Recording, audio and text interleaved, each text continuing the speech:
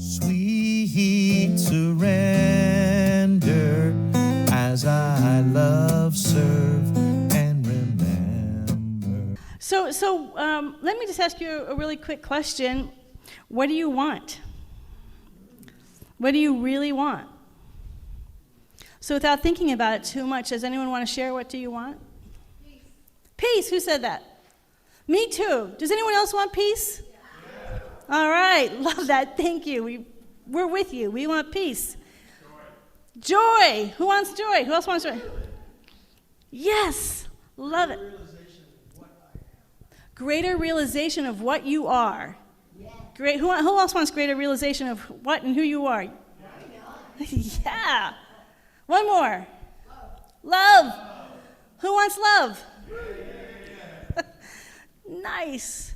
I wanted to start with that because one of the things when we're on this journey, we talk a lot about our uniqueness, and the talk today, most of the talks are really about self-development, but to remember that even as we're doing our self-development, these are nuanced uniqueness that deep down we share so much, and that we're not little islands who are like so completely different than everybody else, that when it gets down to those core things, we all are deeply and profoundly connected. So I wanted to remind us this morning of how connected we are, even as we're looking at ourselves. We're reminded that we're just little nuances of uniqueness in the sea of oneness. So today we're talking about create and commit.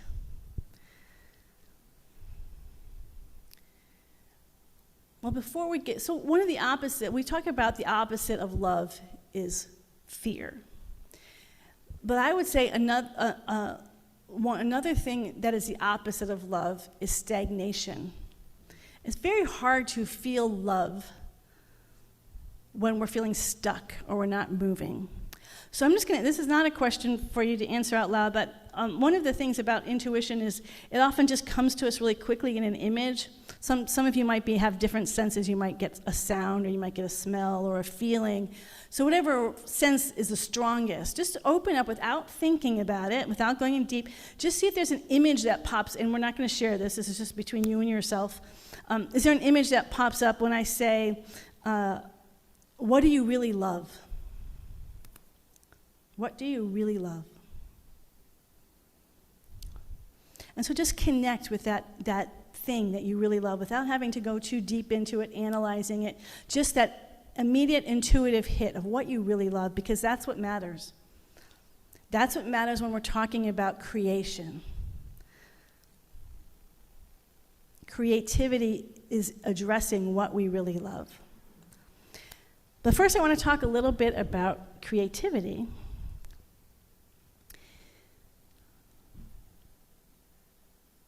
When I was going through these classes, well, first of all, when I was in high school, one of the things I wanted to be was a writer.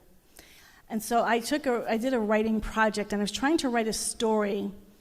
Well, I did a creating writer class, and they had different things. And the stories, it just was so bad. Like I was so serious, and I had such a hard time, and I didn't have people would write these clever wording and language, and I'm like, plonk, plonk, plonk. It just was so bad. And then when we talked about, he had us do an assignment where we did ideas, things that we thought about, and that just flowed for me. Like I can flow in the realm of ideas, but trying to be a creative writer, writing a fictional story, awful. So years later, when I'm going through these CSL classes, there's someone who is, he was in ministerial school at the time, and we were talking about creativity, and I'm like, well, I'm not creative. And he said, yes, you are. And I said, no, I'm not being modest here. I'm really not creative. Can't draw. You know, I can play the piano, but it's just, basic stuff. When I write, it's terrible. And he's like, no, you're creative. Everyone's creative because Spirit's creative and creativity is working through you. Now, I was in these classes by then, so I've heard, your thoughts are creative. But I was like, no, that's not what I mean. And what we say in our teaching is I was fighting for my limitations very passionately. Okay, I get that, thoughts are creative, blah, blah, blah, but I'm not creative. And so I still remember it because I was so passionate in blocking that, because I had such a strong idea of what it meant to be creative. And I bring that up now in case anyone else has that block that I had, that a creative person is someone who does art, and they are creative, or music, or can come up with these incredible, profound, beautiful poetry, or whatever, things that I don't do. But creativity is just something new. And spirit, this infinite love intelligence of the universe, is always making itself new in every moment, in time and space, all the time. It is always a creative energy. This whole earth, the cosmos, is a creative expression of the great I am. It is constantly flowing, it is unlimited, and it is all people. We are made in the image and likeness of this creativity. It is inherent to our nature. In fact, in the Tibetan language, they don't even have a word for creativity. They call it your nature. There's no separation between your nature and this need to create. And there's a longing to create, to express. Spirit, the idea is that spirit created this whole universe out of a need to express itself. And so we all have the inherent need. It shows up completely uniquely and differently for all beings. But it needs to express through us, and then we can get stuck. We can get blocked. And that's when life gets a little bit harder. It feels like, I'm just in the same routine, I'm doing the same thing over and over, I have the same challenges over and over. That stuckness can look different for different people and can be in different areas. In some places you feel more open, other places you're stuck. So just note your life, like what's going on in your life right now. Do you feel free-flowing creative energy in all areas of your life? Is there a place where you're blocked? Is there a place where you don't feel that creative aliveness, the vitality? Because creativity is vitality. It is an aliveness. When we feel creative, we feel in love. That's why it's important to know what we're in love with. Because that love and that creativity works hand in hand. It's the vitality of our life. It brings us alive.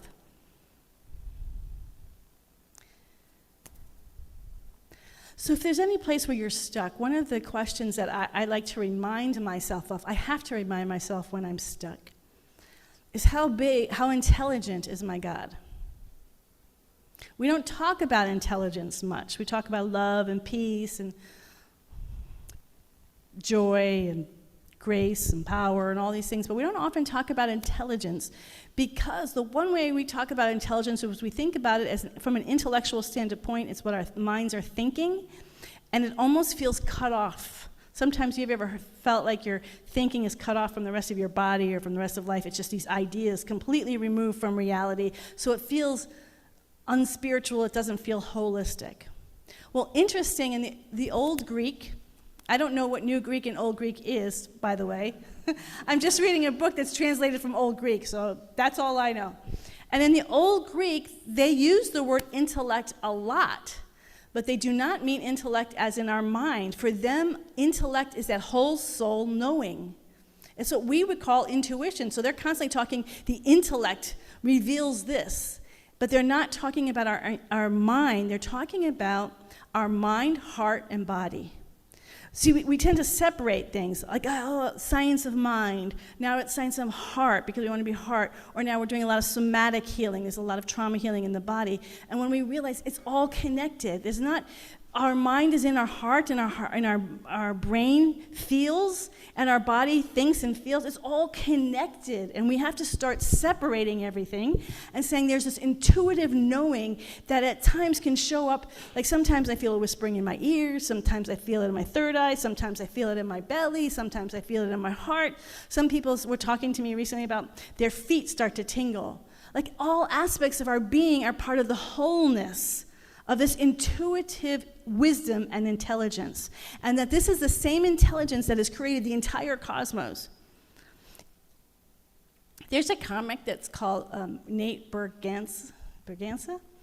He's got a dry sense of humor. I can't do his bit. I'm not going to try to do his bit because it's his whole way of being, but it did make me laugh, because he said, if I ever did time travel, and went back to the 1920s, I'd have no impact.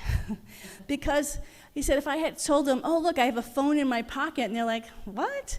How does that work? And he'd be like, I think there's a dish in the sky. A dish in the sky, he said, I would be of no use to anybody. And then they asked me, like, well, who's the next president? There's so much we don't know. It didn't happen just with technology. There's always been people who've known way more than us. But now with technology and AI and all the stuff that's happening, it's like, shh. So we should at least know, even at the very human level, we're limited in what we know. But the extraordinary grace of this infinite intelligence that created all this, it knows AI and so much beyond it. The way I even would look at the cosmos is we think that like it's not like it created the cosmos and stopped. It's still creating. It's always in the billions and billions of galaxies. There's stuff happening all the time that we don't know about. So it's always creating, and the beauty of this infinite intelligence that is also love, I love that connection, love, intelligence, it's closer to us than our very breathing, so it's going to speak intelligently to us in a way that we understand. It knows exactly what we need to continue to express and be a vehicle of its creation, to be a vehicle of its love and light in the universe. So any area where we are feeling stuck, where we feel like we are just keep getting the same pattern, I can't break free, what I need to do myself, and I offer this to you, is remind myself how intelligent this presence is, how loving this presence is, and if I keep opening myself and making space for it, it can start pouring through in new ways. That it's me who blocks it. That it's always there. There's ways to move forward, but if I'm so stuck in one way, this is how I've always done it, this is how I understand it, this is what's familiar, this is what's comfortable, this is where I know this has worked in the past, so I'm not going to let it go. But it's always in the letting go that we get the new ideas, the new vitality, the new way of seeing. So it's you were singing about freedom, and part of freedom is not holding on to an old identity, no matter how much it's worked, and allow something new to move through. How intelligence is this divine presence. When we realize it is like intelligence beyond anything we could ever humanly understand, then we can trust it. Then we can trust that it knows and understands me better than I understand myself. And that's when I can feel safe and let go. I'll never forget, Deborah Johnson was, I can't even remember the story, but I remember the image. She was talking about swimming beyond the buoys. You know, when they used to have the buoys in the water, don't swim beyond the buoys. Does anyone know what I'm talking about? Yeah. You go in the pond? Yeah. And there's some circumstance, and she said what she learned was the safest place was just beyond the buoys, because then she had nothing to lean on but spirit. That's our journey, is constantly letting go of the things that have held us up in the past that worked, but when we got that, when we've mastered that, we have to let go. We have to let go and move on. That's how creativity works. Creativity cannot work in just repeating itself and doing the same thing over and over. And also, by the way, with creativity is sometimes completely brand new ideas, but a lot of times it's just a reworking, a reshaping. We have this, and now we take these things and we move it this way and we move it that way. I mean, there's infinite combinations of things. It can use things that you've already had in life, things that you've already mastered, and just reshape it a little bit, move it a little bit, and boom, all this energy starts to open and move through you, and you find your heart open and wide into the infinite, because now vitality has returned to the stuck energy. So we all have access to this equally, because we are made in the image and likeness of this love intelligence. Every atom and cell of our body is made from infinite love intelligence. Our emotional life, our intellectual life, our mental life, our soul, every aspect of our being is made from the image and likeness of love intelligence that transcends all creation and yet is completely within, through, and as all creation. Creativity is this infinite joy and this infinite life and this infinite love. Now, I heard something. One of the great things about some of these topics is because I have been doing these talks for so long, if they feel repetitive, so I try to find new perspectives. And I found a new perspective, or a new way of hearing something that I hadn't heard before, and it totally excited me. I don't know if it'll excite you or not. There's a guy named Tim Harford. He's a journalist and an economist. And he gave a TED Talk on what he called slow multitasking. So I don't know if you've heard, I've heard several stories about, they say research, that it's bad to multitask, that you don't, when you're doing multiple, do any one thing really well. Has anyone else heard that? Read in time, and when you are like in a project and you sort of get to a place where you can't really move forward, you go to the other project and you start working on that project. And while you're working on that project, then you go back to this, you go, oh, wow. He used Einstein as an example. He said he was working on the theory of relativity, got stuck. He just, no matter how much he worked on it, he couldn't get through. So he went over and started working on laser beams, as one does. And as he's working on he said that was an easier problem. So he's working on that, gets some solution there, goes back to the law of relativity. Oh, time isn't, it moves. The universe expands and contracts, and he has a whole new eureka moment. It's from going to another project. So there was a woman who started researching 40 scientists, of leading scientists who have been very active and prolific their whole life. So not scientists who just did one thing and that was it, but just continue to, like Einstein, continue to just churn out idea after idea their entire life. Another one was Richard Feynman. Are you familiar with Richard Feynman? Some of you are, yeah, he's just amazing, extraordinary. Look him up. He's a physicist. I have no idea what he's talking about physics-wise, but he talks music, he plays drums, he's just so full of life, and he is the embodiment of what this research found with these scientists, that these scientists did not just have one project. They looked at each scientist, their first 100 research papers that they published. So for every scientist, of these 40 scientists, they had 100 initial research papers, and they said of the 100 initial research papers, how many of them changed topics along the way? Maybe 2 or 3 times? No, the average of changing topics was 43 times. They were constantly looking at, and then they would do a whole other project, a whole other topic. Like they weren't consistent, they were jumping around, but the one topic would help the other topic. It's what he calls it, just as we have CrossFit training, he says it's cross-mind training. And they actually find the exact same scenario with spiritual practices, interestingly. They did research on people who just were doing mindfulness meditation, Vipassana meditation, for 2 hours every day.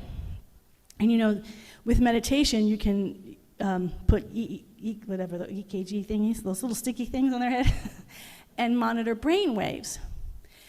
So they did all sorts of research on their biology and the 2 hours of meditation. Then they had another group who would do meditation, do some exercise, who would do some writing. So they had different tools that they were doing in those 2 hours, not just meditation. And those who were doing the different vehicles, they were vibing at much higher, more peaceful state than people who are just straight meditating. Isn't that so exciting? Because what that allows us, especially people who are drawn to communities like this, it doesn't say it's just one thing.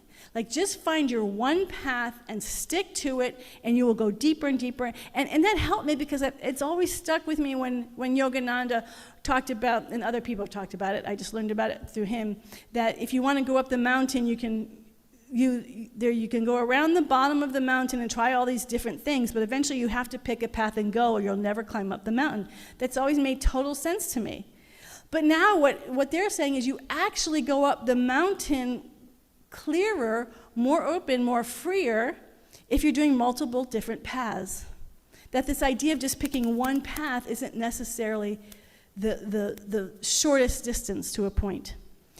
Now, of course, there's 8 billion people. Everyone has different styles. I'm not saying one style is better than the other, but it does give permission for people like us who have so many interests and so not just different interests, hobbies, ways of doing horses, teaching, socializing. We all have our different hobbies, but even our spiritual life, we're all so different. I've mentioned this before when in classes, I often ask people to pick the 5 most transformative books on their spiritual journey. And when I first started doing this, I thought everyone was going to pick basically the same 5 books. And it was such a shock that in a class of 14 people, this one class I'm thinking it was the first time I did it, there's only like 2 crossovers. And like we're all in the same class, we all believe the same thing in oneness, but the books that impact us, that have transformed us, were all different. And so what this reminds us is that we are a very creative community, that we like to follow our own way, that we all have, I've thought about it myself. The path I've been in, as far as I know, no one has gone on a path the way that I've gone on a path. You know, I did a lot of Zen, I did a lot of, with Shunryu Suzuki, Yogananda, CSL, New Thought, Integral Theory, Michael Beckwith, and I spent a lot of time in all of those. Well, who else has done that? But it's in reverse. Your path, I haven't done. So that's why at the beginning I was commenting that even though we have our unique paths, we have this incredible harmony of oneness behind it. And so the beauty is that we get to feel and know our oneness with each other, that going high, that transcendent love, that holds and cares and loves each and every one of us equally. And then we get to uniquely express it, creatively express it, and it's so much fun.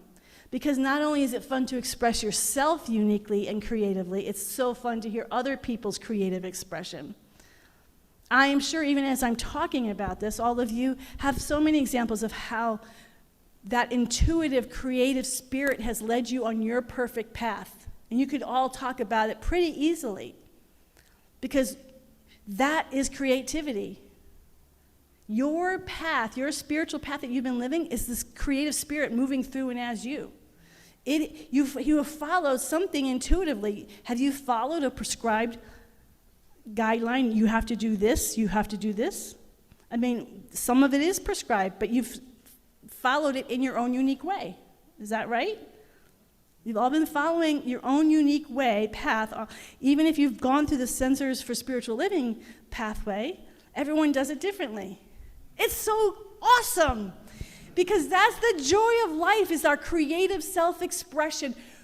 We get enlivened by hearing other people's creative self-expression. Don't you get so excited when you hear an incredible singer come up and sing and play music, or someone read their poetry, or share their insights and their revelations on their journey? It's so exciting. We're not looking for matching, because we want to feel the infinite creative expression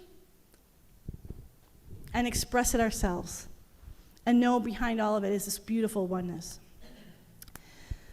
So the last part is commitment.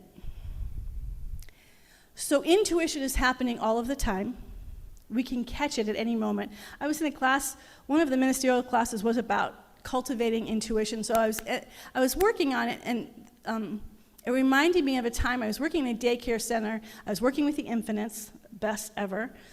But I didn't have any contact with anyone else in the daycare. I didn't know the other kids. I was just in my little infant room. And I remember one time the director came in and said, "We can't find this boy. We don't know where he is. Have you seen him?" And I didn't know who the boy was, and I hadn't seen him, but this image just popped really fast in my head, and it came in and out really fast. But that was still when I was a little bit shy, so I didn't say anything, also because I didn't want to be wrong. Another huge block of creativity is our own fear of looking foolish or being wrong. It's okay to be wrong. You can't be creative and be afraid of being wrong. So I didn't say anything, and they ended up finding him exactly where I had seen him. And I thought, wow, why didn't I say something? It's that fear of being wrong. My point with all of that is that's happening all the time for everybody. We can nurture it. You can do it on your own. You can read a book about it, whatever. You can nurture your intuition where you just catch those moments where Spirit's speaking to you, whether it's a whispering or an image or any form, it's speaking to you. It's going, do this, or that. I'm sure if everyone here shared a story of how intuition led you to something that was sort of amazing and miraculous, you all at least have one story, would have many. It would be the best discussion ever. So intuition is always working in our life. That's creativity. That's creativity, this divine intelligence guiding us constantly. However, we have to then commit to really fulfill our own unique essence on this earth. We have to then say, okay, I'm being guided, but not just for a moment, not just for an intuitive. At one point, I'm going to say, that's what I love. That's why it's really important to know what we really love, what we really want, what we really love. Because those intuitive hits that go in alignment with what we really love, those two things working together, intuition and what we really love, that's what creates our life. That's what creates a life that we love, right? Yes? Okay, just checking. Creating a life that we love is listening to those intuitive all the time, but when we want to commit to it, that actually takes some work and some effort. I was just listening to, two of my high school classmates have started a podcast on what the experience was going to our high school, and they're bringing in so many artists. And I was just listening to a discussion. One of them has been on Broadway, Carnegie Mellon, just led an artistic life, and he was talking about now teaching, and he said because of social media, so many young people feel like, oh, I get an idea, and it should be fully realized. Like, I get that intuitive hit, and then I should be a master at it, and they forget the whole, you gotta work at it, and do process, and etc. Well, that's true with anything. But it doesn't feel like work when we love it. So creativity with commitment creates a life that we love. I don't do spiritual practices now because I'm a minister. I was doing spiritual practices long before I ever got the call to be a minister. I was doing spiritual practices because I love God. That was the thing that I love more than anything in the universe. And so I needed a way to anchor that. And this was just between me and God. I was not in any classes. No one was telling me what to do. I just had to. It was that self-expression, that self-creative expression. What do I do? And these are practices that just came to me. I didn't even know the word spiritual practices at the time. I just knew I needed a way to love this divine presence. I was given these practices, been doing them ever since, and from that emerged this call to be a minister. It's not something I didn't have it's not a career ministry, it's a way of life. And then here's the trap, though, because I know many of you have been on the spiritual journey for a really long time. Even that can get stagnant. Oh, I've been doing this. I've been doing these spiritual practices for years. I've been a minister for years. It's the same thing over and over. And so then there's that question, okay, divine intelligence, how do I make this new? How do I bring myself alive? And that's where I am a little bit right now. Like, I've been doing this for 24 years. What's that new life? And I don't know. And that's the best place to be. That's the whole idea of Zen mind, beginner's mind. In the beginner's mind, there's many possibilities. In the expert mind, there's few possibilities. So to go to that beginner's mind and say, I don't know. And it's the most joyous place to be is in the not knowing. Because now I know I'm connecting with something greater than myself. Whenever I connect to what I know, I'm just connecting to my little human small self. I don't know.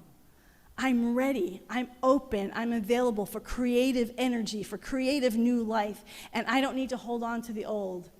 And I'm not talking about leaving the center, I'm talking about creating it, like letting new air, new fresh, like I love our prayer ministry. To me, that's a new idea that came through, and it's so alive and I love it, and I want it to keep going, okay? That's wonderful. Now, how do we keep growing? How does that new energy and that new life continue to grow as a community?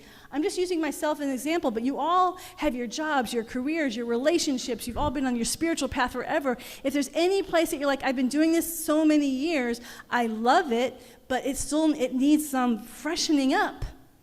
We call on that divine intelligence, which is not just in our head, it's in our heart, and it's in our body, it's outside, it's inside, it's everywhere around us. And we open ourselves up and we say, yes. Yes. Yes. I trust this presence, yes. I will follow. I will listen to that divine intuition, which comes in wholeness. You don't need to analyze it. You don't do it through research. You just open yourself to that infinite, all-knowing presence. Y'all ready to keep creating and commit in new ways in your life? Allow this new energy to bring new life into your soul, into your body, into your heart, into your mind, into your relationships, into your work life, into your spiritual life, in all areas. We ready? Yeah. That was the best yes ever. Yes. All right, well, let's pray then. Yes, yes, yes. We just open our heart and our body and our mind and our soul, all that we have ever been and ever will be. We just say yes to this presence that is greater than we could ever humanly imagine.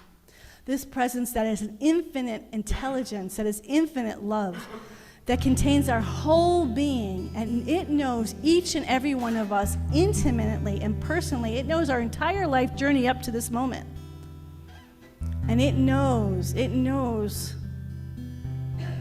those paths and those vehicles that can open us to new ways of being and new ways of seeing that will bring greater joy than we can ever possibly imagine, bring greater love, bring greater vitality, bring greater enthusiasm than we ever thought possible, new ways of seeing and new ways of being. We stand and sit in this wonderful energy of light, of infinite possibilities. We say yes to that. We say yes. Divine, infinite love, intelligence of the universe, you are our hearts. You are all that we are, our minds. You are all that we are. You are our bodies, all that we are. You are our souls, all that we are. You are guiding and directing and fulfilling the deepest longings of our heart, the deepest wants of our heart, the deepest love of our heart. You are fulfilling it even now in ways we can't see, but we know it's there. Because we know this intelligence is beyond human understanding, and it is good. And we trust it, and we say yes to it, and we allow its full way in every area of our life today, not tomorrow, not in a week from now, but right now, we allow its full sway in our life. We let go of any areas that we feel stuck in, and we say we don't have to be stuck anymore. We let go of our attachment to the stuckness. We let go of our attachment to comfortability. We let go of our attachment, and we open our heart to this new life. And as we say yes in this moment, we know that it is already done. And so in deep and abiding joy, I just say thank you, thank you, thank you, God. And I invite you all to join me now in saying, and so it is. Amen and amen. I walk in God in all